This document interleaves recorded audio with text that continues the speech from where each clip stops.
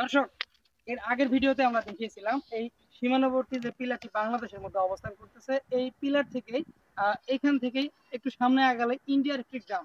আর এই গ্রামে সচরাচর বাংলাদেশের মানুষ কিংবা ভারতের মানুষ, দুই দেশের মানুষ দুইভাবেই যোগাযোগ স্থাপন করতে পারে। এক দেশের মানুষ আরেক দেশে সহজেই যেতে পারে।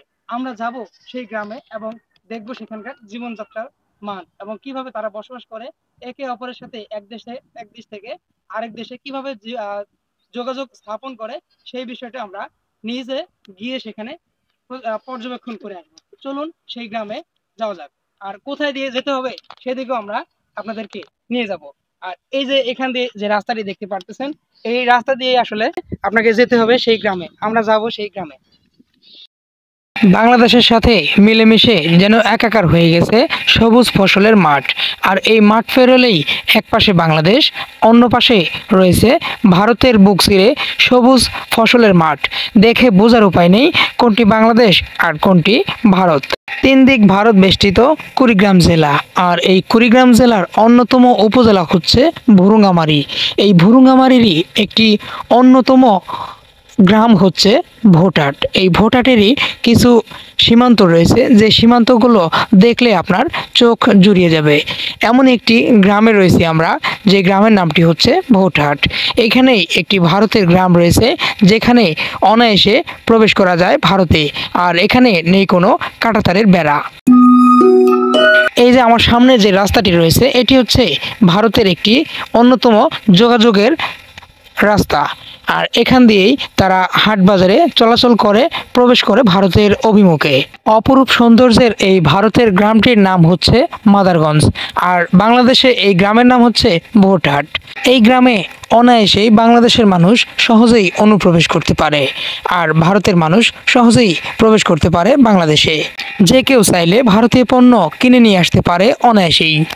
আসলে এই গ্রামের ইন্ডিয়ার মধ্যে মেন রোড আর কি, প্রধান সড়ক। আর এখান দিয়ে আসলে তারা যোগাযোগ স্থাপন করে। আর এখানে আমি যে একজনের সাথে দাঁড়িয়ে আছি, এনার বাড়ি কিন্তু আসলে ভারতের মধ্যেই। এনার সাথে আমরা কথা বলবো এবং জানবো এখানে আসলে দুই দেশের মানুষ কিভাবে বসবাস করে এবং কিভাবে তাদের সাথে যোগাযোগ স্থাপন করে, এই বিষয়ে আমরা একটু তার সাথে কথা বলে জানবো। ভাই, কেমন আছেন? আপনার এখানে আসলে কোন বাড়িতে থাকেন আপনি? এই তো আমার বাড়ি মানে এখানে একদম সীমান্তের কাছেই যে বাড়ি আর কি, মানে একদম সীমান্তবর্তী এলাকা এটা না, বর্ডারের। এইখানে আসলে আপনি এখন কোথায় থেকে আসলেন? এখন আমি ওই তো আমাদের বাজারে গেছি, মার্কেটে। তো মার্কেট করে নিয়ে ঈদের আসলাম, ঈদের মার্কেট হ্যাঁ করে নিয়েছেন? মার্কেট করে নিয়ে আসলাম। তো এখানে না বাংলাদেশে কি আমাদের আমাদের বাংলাদেশে কি যাওয়া হয় কোন সময়? বাংলাদেশে, হ্যাঁ যাই মাঝে মধ্যে, যেতাম। তবে আগে যেতাম খুবই।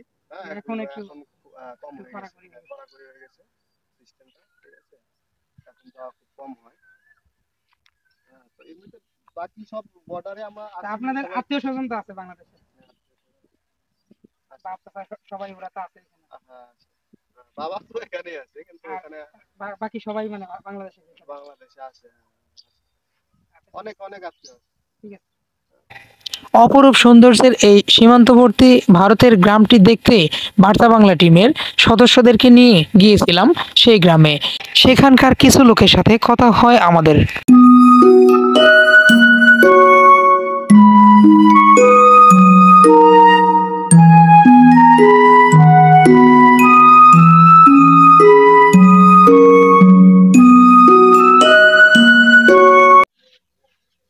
দর্শক, এই মুহূর্তে আমি যেখানে যে জায়গাটিতে বসে আছি, এটা কিন্তু আসলে ভারতের একটি বাড়ি।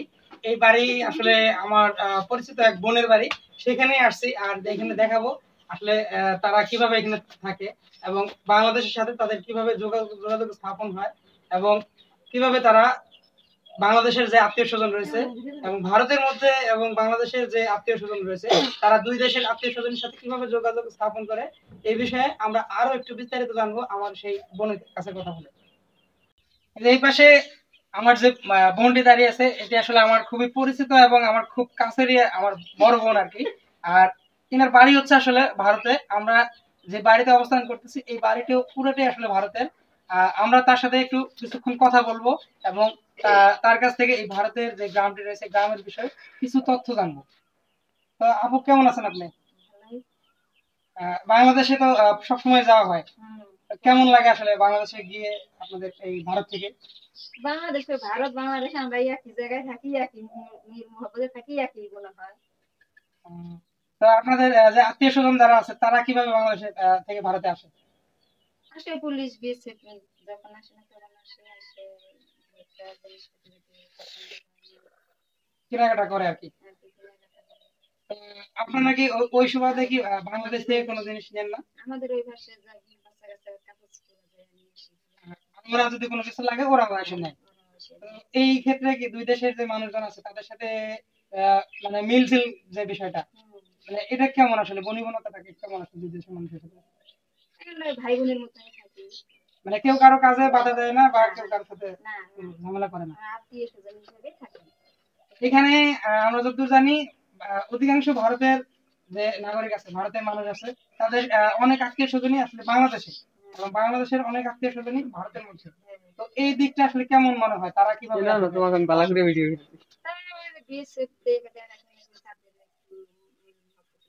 বিভিন্ন যে অনুষ্ঠান হয় বিয়ে কিংবা মানুষ মারা গেলে জানাজা করতে আসে, এটা আসলে কিভাবে আসে তারা? বিএসএফ এর কাছে জানাই, জানানোর পরে জানার পরে আসে মানে অনুমতি দেয় যে আমাদের দেখে ভয় পাবো না, জানাজার করে দিয়ে চলে যাবো।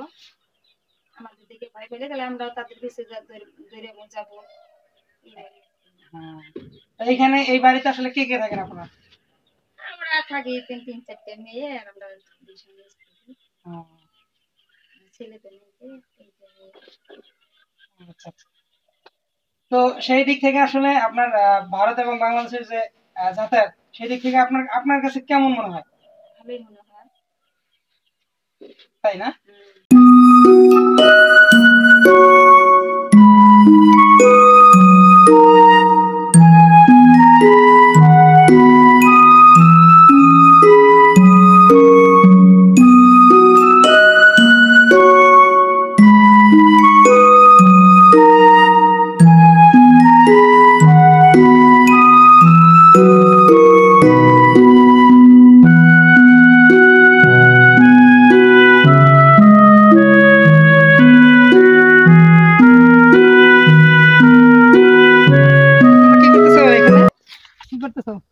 খেলতেছো?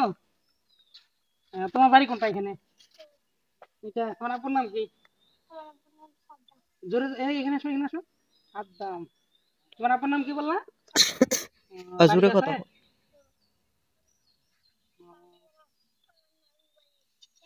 নানু বাড়ি আসছো? আচ্ছা আচ্ছা, ঠিক আছে।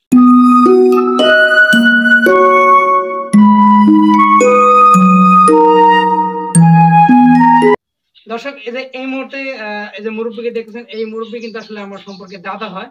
আমি কিন্তু আসলে ভারতের আরো একটি বাড়িতে আসছি। এখানে এই বাড়িটা হচ্ছে আমার সম্পর্কে ইনি হচ্ছে আমার দাদা।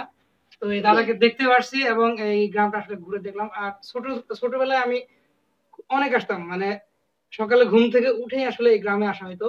আমার বাড়ির থেকে একদম নিকটে এই গ্রামটি। তো এই গ্রামে ঘুরে ঘুরে দেখলাম আর দাদাকে একটু দেখতে আসছি। আমরা এখন কথা বলবো দাদার সাথে। দাদা কেমন আছেন? খুব খারাপ। আগে আসলে বাংলাদেশে প্রায় যাওয়া হতো, আপনি যাইতেন, আমাদের বাড়িতে যাইতেন বা বাজারে যাইতেন, কিন্তু এখন তো আসলে যাওয়া হয় না।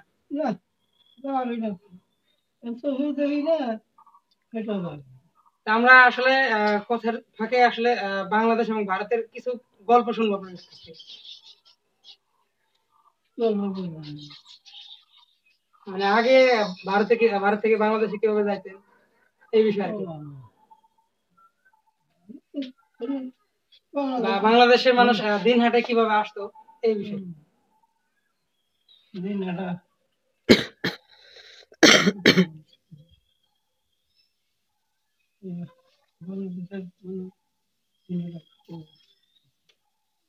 খুব গেছে আগে না?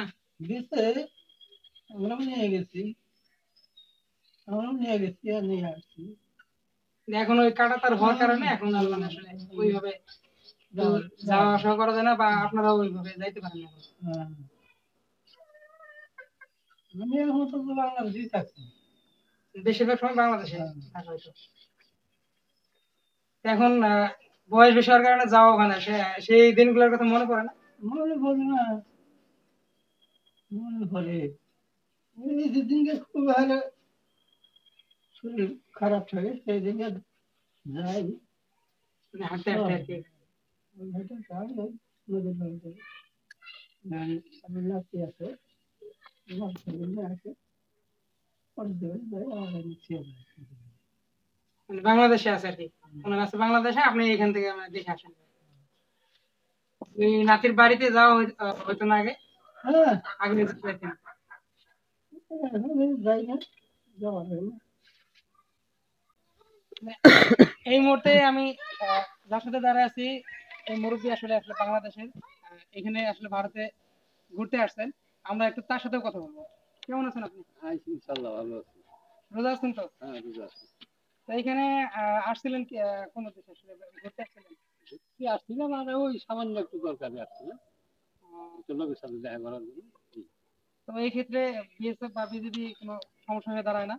সামনে পড়লে তো অবশ্যই দাঁড়াবে সমস্যা। সমস্যা, কিন্তু সামনে না পড়লে কিছুই না। আর এই যে আপনাদের যার সাথে দেখা করতেছেন, উনি আসলে সম্পর্কে কি আপনি? ভাই, তো ভাই, আপনাদের আত্মীয় স্বজন মানে হ্যাঁ, এখানে এই নাতি স্বজন সব। সব বাংলাদেশে এবং ভারতের মানে হ্যাঁ, দুই দেশের হ্যাঁ, মানুষ হ্যাঁ, এখানে যাতায়াত করে। হ্যাঁ, তো ইয়ে বাংলাদেশ এরাও যায়, আমরাও আছি, কোনো ব্যাপার কোনো সমস্যা হয় না। না। বিএসএফ বিজেপি তো ওদের সামনে তো আর যায় না। ওরা যখন না থাকে তখন যায়। ওরাও যখন না থাকে তখন আসে। এই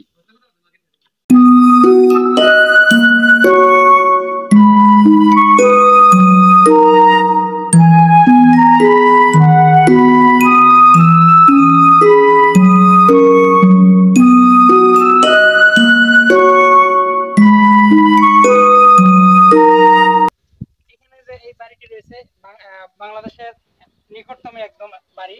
আর এই বাড়ি থেকে বাংলাদেশের দূরত্ব, এবং আমার যে বাড়িটা রয়েছে এই আমার বাড়ি থেকে এখান থেকে সর্বোচ্চ 2 মিনিটের দূরত্ব।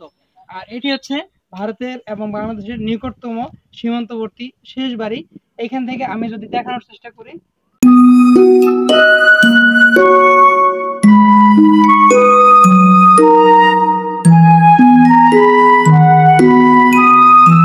দর্শক, ভারত থেকে ফিরে আমরা আসলে একটা এমন একটি জায়গায় দাঁড়িয়ে রয়েছি। এইখান থেকে এই যে জায়গাটিতে আমি দাঁড়িয়ে রয়েছি, এই দাঁড়ানো অবস্থায় আমি যদি একটু নিচে নামার চেষ্টা করি, এটাই হচ্ছে বাংলাদেশ। আর একটু উপরে উঠলেই এটা হবে ভারত। আর এই ভারতের নিকটতম যে গ্রাম এবং গ্রামের শেষ বাড়ি ছিল এই যে আমি যেটা যদি দেখানোর চেষ্টা করি, তো দেখাও। হ্যাঁ, এই বাড়িটি হচ্ছে ভারতের শেষ বাড়ি, এই গ্রামের শেষ বাড়ি। আর এই গ্রামের সাথেই যে বাংলাদেশের সীমানা ঘেঁষা যে সীমান্ত, আমি যেখানে দাঁড়িয়ে রয়েছি, একটু যদি আমি নিচে নামি তাহলেই আবার ওই যে আমি এখন বাংলাদেশে। আর এখান থেকে আমি যদি আরেকটু দেখানোর চেষ্টা করি, এই বাঞ্ছার পেরোলেই কিন্তু আমাদের আমার নিজের বাড়ি, আমার জন্মস্থান। আর এখান থেকে ভারতে প্রবেশ করতে গেলে খুব সহজেই প্রবেশ করা যায়, মাত্র 2 মিনিট সময়। যদি আপনি চেষ্টা করেন অনায়াসে প্রবেশ করতে পারবেন, কোনো কাটাতার নেই। আমি দেখানোর চেষ্টা করলাম রোড ঘাট যা আছে এখানে, ধানের জমি, এই যে এটা বাংলাদেশের, এটা হচ্ছে ভারতের। মাঝখানে যে আলটা আছে এটা হচ্ছে ভারতের, আর নিচে নামলে কিন্তু বাংলাদেশ। আর আর এই যে জায়গাটা রয়েছে, এই জায়গাটা কিন্তু আসলে বাংলাদেশের একটি ছোট্ট একটি নদী। আর এই নদীতে এই সময় আসলে পানি থাকে না, এই সময় চাইনিজের আসলে ফসল ফলানো হয়, বড় মৌসুমের ধান উৎপাদন হয়। আর ভারতের এবং বাংলাদেশের দুই দেশে কিন্তু মিলেমিশে তারা ফসল উৎপাদন করে, কারো ক্ষেত্রে কেউ কিন্তু বাধা হয়ে দাঁড়ায় না। আর এক্ষেত্রে আমি মনে করি একটা মেল বন্ধন তৈরি হয়েছে তাদের মধ্যে, যার কারণে ভারত এবং বাংলাদেশের মানুষ খুব শান্তিতে বসবাস করে, তাদের মধ্যে কোনো বৈরিতা তৈরি হয়নি। তো এই ছিল ভিডিওর সর্বশেষ আপডেট। আর ভিডিওটি এখানেই শেষ করছি। সবাই ভালো থাকবেন, সুস্থ থাকবেন এবং বার্তা বাংলা চ্যানেলের সাথেই থাকবেন। সবাইকে অসংখ্য ধন্যবাদ।